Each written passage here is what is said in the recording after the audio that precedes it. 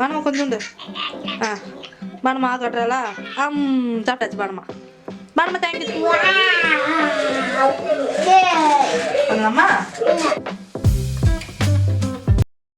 Hi friends, அஸ்ஸலாமு அலைக்கும். Welcome back to my channel Chellamma's happy vlog. So எல்லாரும் எப்படி இருக்கீங்க? நாங்கள் எல்லோரும் ரொம்ப சந்தோஷமாக ஹாப்பியாக இருக்கோம். ஸோ நீங்களும் எல்லோரும் ரொம்ப சந்தோஷமாக ஹாப்பியாக இருக்கீங்கன்னு நம்புகிறோம். ஃபர்ஸ்ட் ஆஃப் ஆல் எல்லாத்துக்குமே happy Christmas and advance happy new year. So இந்த நியூ இயர் எல்லாருமே ரொம்ப ஹாப்பியாக செலிப்ரேட் பண்ணுங்கள். எவ்வளோ கஷ்டம் இருந்தாலும் எவ்வளோ ப்ராப்ளம் இருந்தாலும் இந்த நியூ இயர் 2023 எல்லாமே வந்து முடிஞ்சிரும்னு நினச்சி நம்ம 2023 வந்துட்டு வெல்கம் பண்ணுவோம். Happy new year.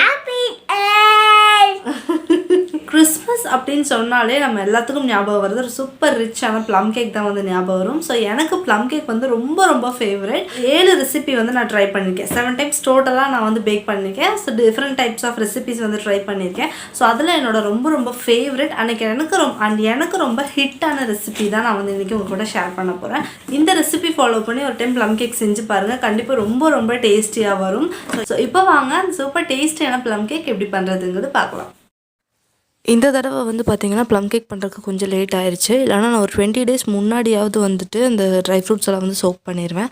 ஸோ என்கிட்ட என்னெல்லாம் இருக்கோ அந்த ட்ரை ஃப்ரூட்ஸ் வச்சு தான் பண்ண போகிறேன். எதுவுமே வந்து எக்ஸ்ட்ரா எதுவுமே வாங்கலை. ஸோ பார்த்தப்போ பார்த்திங்கன்னா என்கிட்ட செர்ரியெல்லாம் வந்துட்டு இருந்துச்சு, கேக் பேக் பண்ணுறதுக்காக வாங்கினது. அதுமாதிரி டேட்ஸ் இருந்துச்சு, கருப்பு திராட்சை இருந்துச்சு, அத்திப்பழம் இருந்துச்சு, அப்புறம் ட்ரை டேட்ஸும் இருந்துச்சு. இந்த மாதிரி இருந்த ஐட்டம்ஸ் எல்லாம் தான் வந்து நான் எடுத்திருக்கேன். ட்ரை டேட்ஸ் வந்து ஒரு 4லேருந்து 5 பீசஸ் வந்து எடுத்துக்கலாம். இது ரொம்ப கஷ்டமாக இருக்கும் கட் பண்ணுறதுக்கு. நிறைய போட்டால் நல்லா டேஸ்ட்டாக தான் இருக்கும், ஆனால் இது ரொம்ப கஷ்டமாக இருக்கும் கட் பண்ணுறதுக்கு. அதனால நான் ஒரு 4-5 பீஸ் மட்டும் நான் எடுத்துக்கிறேன். எல்லா ட்ரை ஃப்ரூட்ஸுமே வந்து குட்டி குட்டியாக வந்து நம்ம கட் பண்ணிடலாம். அப்போ தான் நமக்கு கேக் சுற்றியும் எல்லா இடத்துலையும் நமக்கு நிறைய டேட்ஸ் ட்ரை ஃப்ரூட்ஸ் வந்து கிடைக்கும்.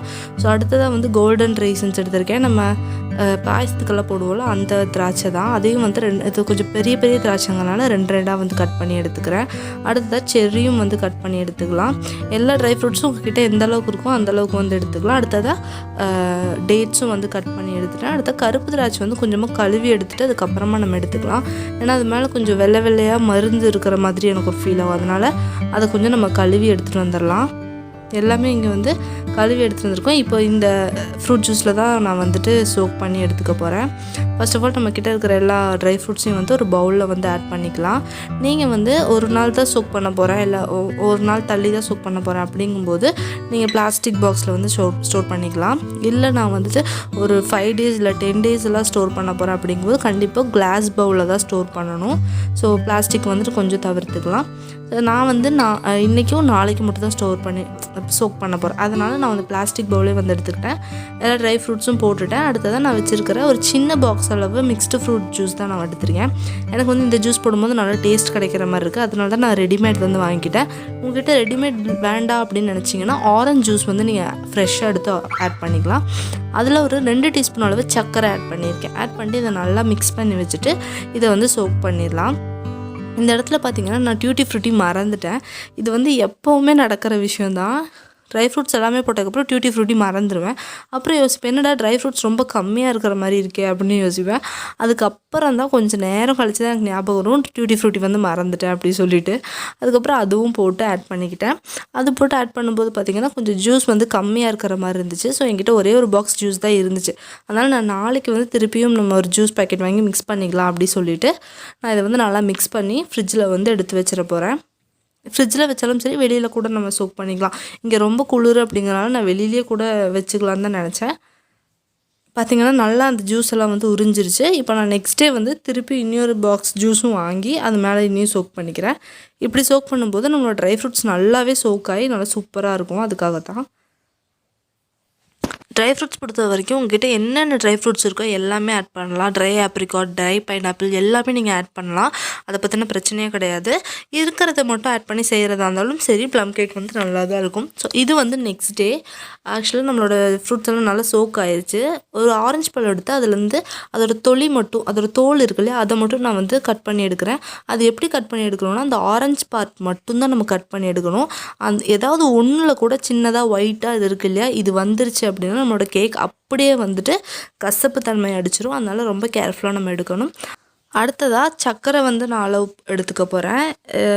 100 கிராம்ஸ் அளவு சுகர், 100 கிராம் சுகர் வந்து எடுத்துக்கிறேன். அந்த டப்பாவோட சேர்த்து 123 கிராம் வந்து காட்டுது. ஸோ இதை வந்து இப்போ நம்ம கேரமலைஸ் பண்ண போகிறோம். அடிகனமான பாத்திரம் எடுத்துக்கலாம். நான் வந்து குக்கர் தான் எடுத்திருக்கேன், குட்டி குக்கரு. ஸோ அதில் வந்துட்டு வச்சுட்டு அதை வந்து நல்லா அப்படியே விட்டுருங்க, சிம்மில் போட்டு அப்படியே விட்டுருங்க. அது லைட்டாக வந்து ப்ரௌன் கலர் ஆகும். அதுக்கிடையில் இங்கே வந்து நம்ம ஹாட் வாட்டர் வந்து எடுத்து வச்சுக்கணும் இன்னொரு கிண்ணத்தில். இது வந்து பார்த்திங்கன்னா நல்லா கேரமலைஸ் ஆகிட்டுருக்கு. லைட்டாக மிக்ஸ் பண்ணி விடுங்க. அப்படியே கேரமலைஸ் ஆகியா என்னாகும்னா நல்லா ப்ரௌன் கலர் ஆகும். மெயினான விஷயம், இது வந்து ஹை ஃப்ளேமில் வச்சு பண்ணிடக்கூடாது. கருகிருச்சு அப்படின்னா நம்ம கேக்குக்கு அப்படியே அந்த கரிஞ்ச வாசம் மட்டும்தான் வரும். டேஸ்ட் அப்படியே மாறி சொதப்பிடும். ஸோ ரொம்ப கேர்ஃபுல்லாக வந்து கேரமலைஸ் பண்ணி எடுங்க. இந்த மாதிரி மிக்ஸ் பண்ணி விட்டுட்டே இருங்க. ஒரு இடத்துல ரொம்ப கருகிற மாதிரி இருந்தாலும் நல்லா சிம்மில் போட்டுருங்க ஸ்டவ்வை. ஸோ இப்போ வந்துட்டு சுடு தண்ணியை வச்சுட்டு அந்த சுடு தண்ணியை இதில் வந்து ஊற்றிடலாம். இது வந்து நீங்கள் ஆல்ரெடி சுடு தண்ணி வச்சுட்டீங்க அப்படின்னா உங்களுக்கு இந்த கேரமல் சிரப் சீக்கிரமாக செஞ்சிடலாம். நான் வந்து இது இறக்கி வச்சுட்டு திருப்பி சுடு தண்ணி வச்சனால எனக்கு கொஞ்சம் நல்லா கட்டியான மாதிரி ஆயிடுச்சு. அது ஒன்றும் பிரச்சனை இல்லை, கொஞ்ச நேரத்துலேயே அது நல்லா வந்து கரைஞ்சிரும்.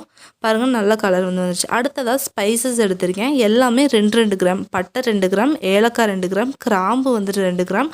அடுத்ததாக ட்ரை ஜிஞ்சர் எடுத்திருக்கேன், சுக்குன்னு சொல்லுவோம் இல்லையா, அது ஒரு 2 கிராம் அளவு எடுத்திருக்கேன். அடுத்ததாக ஜாதிக்காய் வந்து ஒரு 2 கிராம் அளவு எடுத்திருக்கேன். எல்லாமே 2 கிராம் அளவு. ஸோ இதை வந்து எல்லாத்தையும் நம்ம பொடிச்சு எடுக்கணும். ஃபஸ்ட்டு ஒரு எம்டியான மிக்ஸி ஜாரில் போட்டு ஒரு பொடி பண்ணி எடுத்துடலாம். அதுக்கப்புறம் நம்ம எடுத்து வச்ச சக்கரை இருக்கு இல்லையா, அதை வந்து ஆட் பண்ணிக்கலாம். நான் ஆல்ரெடி அதில் சக்கரை அரைச்சிருக்கேன், அதுதான் வந்து அந்த மிக்ஸி ஜார் அப்படி இருக்குது. இப்போ வந்து ஒரு 100 கிராம் அளவு சக்கரை போட்டு அரைச்சிட்டு அதையும் எடுத்து வச்சிடலாம். அடுத்ததாக இங்கே வந்து 250 கிராம்ஸ் அளவு மைதா வந்து எடுத்திருக்கேன், ஆல் பர்பஸ் ஃப்ளோர். பார்த்திங்கன்னா 250 கிராம் இருக்குது கரெக்டாக. ஸோ இப்போ நம்மளோட ட்ரை ஃப்ரூட்ஸ் வந்து நல்லா சோக்காய் 2 நாள் சோக்காய் எப்படி சூப்பராக இருக்குது. அதை வந்து இப்போ நம்ம வடிகட்டி எடுக்க போகிறோம். அதுலேருந்து ஜூஸ் எல்லாம் பிரிச்சுட்டு நம்மளோட ட்ரை ஃப்ரூட்ஸை மட்டும் நம்ம தனியாக எடுத்துக்கலாம்.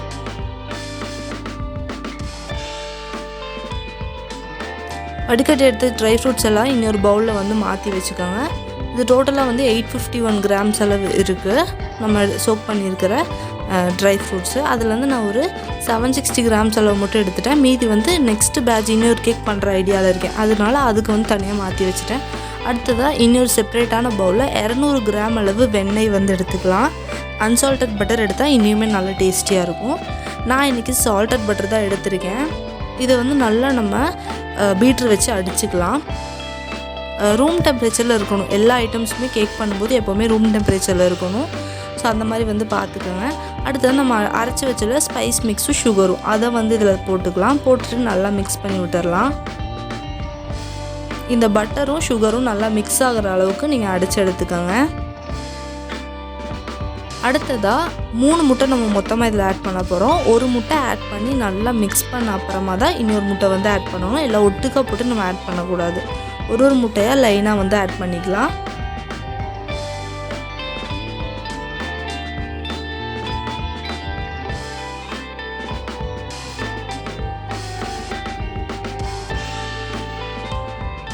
மொத்தமாக 3 முட்டை போட்டு இப்போ நம்ம இதை நல்லா வந்து அரைச்சி எடுத்தாச்சு. இப்போது இந்த ஸ்டேஜில் வந்து நம்ம எடுத்து வச்ச இது இருக்கு இல்லையா, நம்மளோட ட்ரை ஃப்ரூட்ஸ், இதெல்லாம் வந்துட்டு கொஞ்சமாக மைதா போட்டு மிக்ஸ் பண்ணிங்க. ஒரு டீஸ்பூன் அளவு மைதா ஆட் பண்ணிக்கோங்க. இது எதுக்காக பண்ணுறோம் அப்படின்னா, நம்மளோட ட்ரை ஃப்ரூட்ஸ் நம்ம இதில் ஆட் பண்ணும்போது கேக்குக்கு அடியில் போய் தங்கிடும். அந்த மாதிரி இருக்கக்கூடாது, எல்லா இடத்துலையும் நமக்கு இருக்கணும் இல்லையா, அதுக்காகத்தான். ஸோ இந்த மாதிரி மைதா போட்டு மிக்ஸ் பண்ணி வைக்கும்போது அந்த மாதிரி இருக்கும். அடுத்ததான் நம்ம கேரமலைஸ் சிரப் செஞ்சு எடுத்தோம் இல்லையா, அதையும் வந்து ஆட் பண்ணிக்கலாம். அடுத்து கொஞ்சமாக வந்து ஃப்ளார் ஆட் பண்ணிவிட்டு அந்த ஃப்ளார் வந்து இதில் போட்டுடலாம். கண்டிப்பாக ஒரு அரிப்பி வச்சுட்டு பண்ணணும். சும்மா அப்படியே தூக்கி போட்டோன்னா கேக் வந்து ரொம்ப இதாகிடும். அடுத்த 1 டீஸ்பூன் அளவு பேக்கிங் பவுடர் வந்து நான் ஆட் பண்ணியிருக்கேன் நம்மளோட கேக் ஃப்ளோரில். பேக்கிங் சோடா வந்துட்டு வேண்டாம் இதுக்கு. கேக் ஃப்ளோரில் வந்துட்டு பேக்கிங் பவுடர் மட்டும் ஆட் பண்ணிக்கோங்க. அடுத்ததாக கொஞ்சமாக ஃப்ளார் ஆட் பண்ணணும். அதுக்கப்புறமா கொஞ்சமாக ட்ரை ஃப்ரூட்ஸ் ஆட் பண்ணி அதுக்கப்புறம் மிக்ஸ் பண்ணோம் அப்படின்னா நான் சொன்ன மாதிரி கேக்கில் எல்லா இடத்துலையும் நமக்கு ட்ரை ஃப்ரூட்ஸ் வர்ற மாதிரி ஈவனாக வந்து இருக்கும். ஸோ இதெல்லாம் வந்து ஒரு குட்டி டிப்ஸ் தான், எனக்கு தெரிஞ்ச டிப்ஸ் வந்து நான் ஷேர் பண்ணுறேன். ஸோ நல்லா வந்து மிக்ஸ் பண்ணிக்கோங்க. கொஞ்சமாக மாவு, கொஞ்சமாக ட்ரை ஃப்ரூட்ஸ் போட்டிருக்கேன். அடுத்தது ஒரு 1/2 கப் அளவு முந்திரி பருப்பு எடுத்துருக்கேன். நீங்கள் எந்த நட்ஸ் உங்களுக்கு தேவையோ எல்லா நட்ஸும் ஆட் பண்ணிக்கலாம். நான் இன்றைக்கி முந்திரி பருப்பு மட்டும்தான் கையில் இருந்துச்சு, ஸோ அதை மட்டும் ஆட் பண்ணிக்கிறேன். அடுத்ததாக வந்துட்டு நம்ம அந்த தனியாக எடுத்து வச்சுருந்தோம்ல அந்த ஃப்ரூட் ஜூஸு ட்ரை ஃப்ரூட்ஸ்லேருந்து, ஸோ அந்த ஃப்ரூட் ஜூஸும் நான் இதில் ஆட் பண்ணிக்கிறேன். ஆட் பண்ணிட்டு நல்லா மிக்ஸ் பண்ணிக்கோங்க. இப்போ கொஞ்சமாக ஃப்ளார் போட்டிருக்கேன். நம்ம வச்சுருந்த பேலன்ஸ் இருக்கிற எல்லா ட்ரை ஃப்ரூட்ஸும் இதில் ஆட் பண்ணிடலாம். ஆட் பண்ணிவிட்டு நம்ம இதை வந்து நல்லா மிக்ஸ் பண்ணி விட்டுக்கலாம். கடைசியாக கொஞ்சமாக ஃப்ளார் வந்து எடுத்து வைங்க. அந்த கேக் வந்து ஒரு பைண்டிங் வர்றதுக்காக ஃபைனலாக நம்ம கொஞ்சமாக வந்துட்டு ஃப்ளார் போட்டு மிக்ஸ் பண்ணிப்போம். அடுத்ததாக வச்சுருக்கிற இன்னும் கொஞ்சம் ஃப்ரூட் ஜூஸ் இருந்துச்சு, அதையும் வந்து நான் ஆட் பண்ணிவிட்டேன். ஆட் பண்ணிட்டு நல்லா மிக்ஸ் பண்ணிக்கலாம்.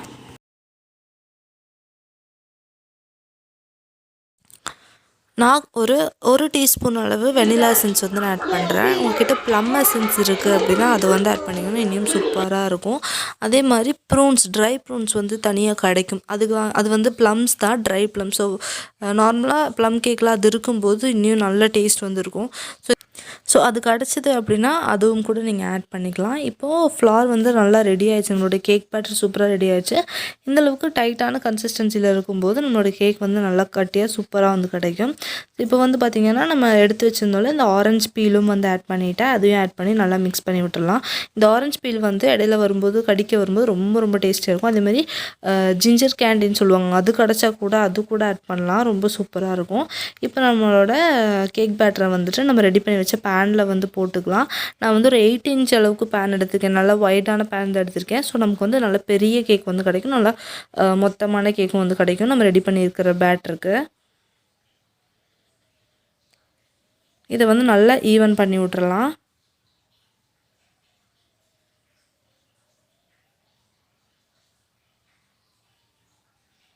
நல்லா ஈவன் பண்ணிட்டு இதை இப்படியே நம்ம பேக் பண்ணி எடுத்துக்கலாம். மேக்ஸிமம் நான் பார்த்த வரைக்கும் ப்ளம் கேக்கில் இந்த மாதிரி மேலே டெக்கரேஷன்ஸ் எதுவும் பண்ணி பார்த்தது கிடையாது.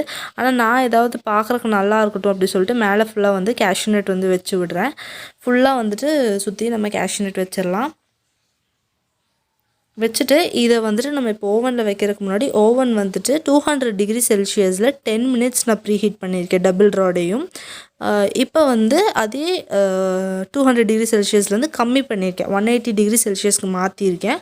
அதே மாதிரி எத்தனை நேரம்னா உங்கள் ஓவனில் எவ்வளோ டைமிங் இருக்குது, என் ஓவனில் வந்து 60 நிமிஷம் வரைக்கும் டைம் இருக்குது, 1 ஹவர் வரைக்கும் டைம் இருக்குது. 1 ஹவர் நான் வச்சுருக்கேன். ஏன்னா நம்மளோட கேக் நல்லா கட்டியான கேக்கு, பெரிய கேக், அதனால. ஸோ வச்சு எனக்கு வந்து 1 ஹவர் 15 மினிட்ஸ் ஆச்சு இது பேக் ஆகி வர்றதுக்கு. சூப்பராக பேக் ஆகி வந்திருக்கு பாருங்கள். நம்மளோட மனம் வந்து பயங்கரமாக இருந்துச்சு, சூப்பராக இருந்துச்சு அது பேக் ஆகிறதுக்குள்ள மனம். இந்த மாதிரி கத்தி உள்ள விட்டு பார்க்கும்போது பார்த்திங்கன்னா கத்தியில் அந்த மாவு மாதிரி இல்லாமல் இருக்கணும். அப்போ தான் நம்ம கேக்கு பர்ஃபெக்டாக பேக் ஆகிருக்குன்னு அர்த்தம். நான் 1 ஹவரில் எடுத்து குத்தி பார்த்தேன். அந்த ஸ்டேஜில் வந்து கொஞ்சமாக மாவு இருந்துச்சு. அதுக்கப்புறம் நான் திருப்பி ஒரு 15 நிமிஷம் வந்து பேக் பண்ண விட்டப்போ கலரும் கரெக்டாக ஆயிடுச்சு. அதே மாதிரி நல்லா பேக் ஆகி வந்துச்சு. இதை நல்லா ஆற விட்டுருங்க. ஆறுனதுக்கப்புறமா நம்ம வெளியில் எடுத்துகிட்டு இந்த மாதிரி ஒரு கிளிங் ராப் போட்டு வச்சிடணும். நான் கிளிங் ராப் போடுறதுக்கு முன்னாடி நம்ம கொஞ்சம் ட்ரை ஃப்ரூட்ஸ் எடுத்து வச்சோம் இல்லையா, அந்த ஜூஸ் வந்து மேலே தடவியிருக்கேன். கண்டிப்பாக அந்த ஸ்டெப் வந்து மறக்காமல் பண்ணுங்கள். இப்போ உங்களுக்கு வந்து நான் இது எவ்வளோ வெயிட் இருக்குதுன்னு காட்டுறேன் பாருங்கள். டோட்டலாக இது 1441 1.5 கிலோ கிட்ட வெயிட் இருக்குது. நல்ல சூப்பரான பெரிய கேக். அதே மாதிரி கரெக்டான இதில் இருக்கும். கண்டிப்பாக இந்த ரெசிபி வந்து ட்ரை பண்ணி பாருங்கள், அவ்வளோ டேஸ்ட்டாக இருந்துச்சு கேக்கு. இதை வந்து அப்படியே நம்ம wrap பண்ணி ஒரு 2 நாள்லேருந்து 3 நாள் வரைக்கும் அப்படியே ஒரு ஓரமாக வச்சுருங்க. ஏன்னா அந்த ப்ளம் கேக்கோட ஒரிஜினல் டேஸ்ட் உங்களுக்கு வேணும் அப்படின்னா கண்டிப்பாக அது வந்து நேரம் ஆக ஆக தான் அந்த கேக்கோட டேஸ்ட் வந்து வேறு லெவலில் மாறும். அதனால் நான் இதை அப்படியே wrap பண்ணி ஒரு 2 நாள் அப்படியே வச்சிட போகிறேன். ஸோ 2 நாள் வச்சிட்டோம் அப்படின்னா நமக்கு வந்துட்டு கேக் வந்து சூப்பராக ரெடி ஆயிரும். இன்னும் உங்களால் எவ்வளோ நாள் வைக்க முடியுமோ அவ்வளோ நாள் நீங்கள் வைக்கலாம். கிட்டத்தட்ட ஒரு 5 நாள் வரைக்கும் கூட நீங்கள் இந்த கேக் வந்து வைக்கலாம். ஸோ 5 நாள் கழிஞ்சு கட் பண்ணும்போதும் பார்த்திங்கன்னா ரொம்ப ரொம்ப டேஸ்டியான கேக் வந்து உங்களுக்கு கிடைக்கும். நான் வந்து ப்ளம் கேக் பண்ணும்போது அஸ்லான் வந்து பார்த்தான். அப்போ நான் சொன்னேன், அப்பா கொஞ்ச நாள் வெயிட் பண்ணணும், அப்போ தான் அவனுக்கு வந்து கேக் கிடைக்கும்னு சொல்லியிருந்தேன். அதுக்கப்புறம் வந்து மறந்துட்டான். நானும் வந்து ஓவனுக்குள்ளேயே அப்படியே வச்சனால அவனும் அந்த கேக் அப்படியே மறந்துட்டான். ஸோ எனக்கு பார்க்கும்போது அவன் ரொம்ப எக்ஸைட் ஆகிட்டான். அவனுக்கு வந்து ரொம்ப ரொம்ப பிடிக்கும். இந்த மனமே வந்துட்டு அவனுக்கு நல்லா தெரிஞ்சிச்சு, இந்த கேக் தான் பண்ணுறோம் அப்படிங்கிற மாதிரி தெரிஞ்சிருச்சு. அதேமாதிரி ஹப்பிக்கும் வந்து இந்த கேக் ரொம்ப இஷ்டம், எனக்கும் ரொம்ப. அது நம்ம வீட்டில் செய்கிறது வந்து ரொம்ப ரொம்ப ஸ்பெஷல் தான். டேஸ்ட் வந்து கண்டிப்பாக நம்ம கடையிலலாம் வாங்கினா இந்தளவுக்கு டேஸ்ட் கிடைக்குமான்னு சொன்னால் கண்டிப்பாக நான் இல்லைன்னு தான் சொல்லுவேன். அதே மாதிரி ஹப்பியும் அதே தான் சொல்லுவாங்க, இந்த மாதிரி டேஸ்ட்லாம் நம்மளால் சாப்பிட முடியாது கடையிலலாம் இந்த வாங்கி அப்படிங்கிற மாதிரி. ரொம்ப ரொம்ப டேஸ்டியாக இருந்துச்சு. கண்டிப்பாக வந்துட்டு இந்த ரெசிபி ஒரு தடவை வந்து ட்ரை பண்ணி பாருங்கள். தைரியமாக ட்ரை பண்ணுங்கள். ரொம்பவே சூப்பராக இருக்கும். எல்லாமே நான் கிராம்ஸ் கணக்கில் வந்து சொல்லியிருக்கேன். ஸோ கண்டிப்பாக வந்து ட்ரை பண்ணி பார்த்துட்டு எப்படி வந்துச்சு அப்படிங்கிறது வந்து சொல்லுங்கள். பாருங்கள் எப்படி கேக் வந்து சூப்பராக வந்திருக்கு. நான் சொன்ன மாதிரி அந்த ட்ரை ஃப்ரூட்ஸ் பாருங்கள் எல்லா இடத்துலையுமே இருக்கும். அதே மாதிரி கேக்கோட கலருமே ரொம்ப அப்படைசிங்காக இருக்குது. டேஸ்ட் வந்து ரொம்ப நல்லா ப்ளம் கேக் பொறுத்த வரைக்கும் பார்த்தீங்கன்னா டைம் ஆக அது வந்து டேஸ்ட் அதிகமாகும். ஆனால் நம்ம வந்து இது ஃப்ரூட் ஜூஸ் அதெல்லாம் வந்து சேர்த்து செஞ்சுருக்கறனால அதிக நாள் ஒரு 10 நாள் 15 நாள் அந்த மாதிரிலாம் வைக்க முடியாது. நீங்கள் குளிரான இடத்துல இருக்கீங்க அப்படின்னா அது கொஞ்ச நாள் வந்து ஃப்ரிட்ஜ் எல்லாமே வந்து நீங்கள் வெளியில் வைக்கலாம். ஆனால் ரொம்ப நாள் வந்துட்டு இது லைஃப் இருக்காது. ஸோ நம்ம ரம் இந்த ஆல்கஹாலெல்லாம் யூஸ் பண்ணி சோக் பண்ணுவாங்க ட்ரை ஃப்ரூட்ஸை. அது போட்டு பண்ணும்போது பார்த்திங்கன்னா ரொம்ப நாள் கூட நம்ம கேக் எடுத்து வைக்கலாம் அப்படிங்கிற மாதிரி சொல்கிறாங்க. ரம்மு ஒயின் இதிலலாம் வந்து நம்ம சோக் பண்ணி எடுத்தோம் அப்படின்னா. ஸோ நம்ம ஆல்கஹால் சாப்பிட மாட்டோம் அப்படிங்கிறனால நம்ம வந்து ஃப்ரூட் ஜூஸ் வச்சு பண்ணுறோம். ஒரு டைமிங் இருக்குது நமக்கு. இந்த டைமிங்கில் வந்துட்டு நம்ம தீர்த்தணும் அப்படிங்கிற மாதிரி இருக்கும். ஸோ நான் வந்து ஃப்ரூட் ஜூஸில் பண்ணனால எனக்கு ஒரு 10 டேஸ் கிட்டே இங்கே குளிராகவும் இருக்கிறதுனால 10 டேஸ் மேலேயே வந்து எனக்கு கேக் வந்து அப்படியே இருக்கும். அக்கா வந்து வீடியோ கால் வந்தாங்க. ஸோ அஸ்லான் வந்து அக்காவுக்கு ஒரு பீஸ் ஊட்டி விட்றேன் அப்படின்னு சொல்லிட்டு கொடுத்துட்ருக்கான். சாப்பிட்டாச்சு பானமா பானமா தேங்க்யூ சொல்லிடு.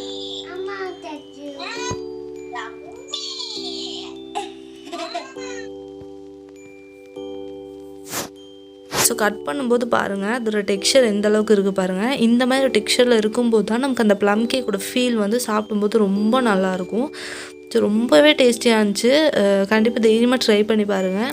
அண்ட் அவ்வளோதாங்க. இந்த ப்ளம் கேக் ரெசிபி உங்களுக்கு பிடிச்சிருக்கும்னு நம்புகிறேன். ட்ரை பண்ணி பார்க்கும்போது கண்டிப்பாக கமெண்ட் செக்ஷனில் எனக்கு கமெண்ட் பண்ண மறக்காதீங்க.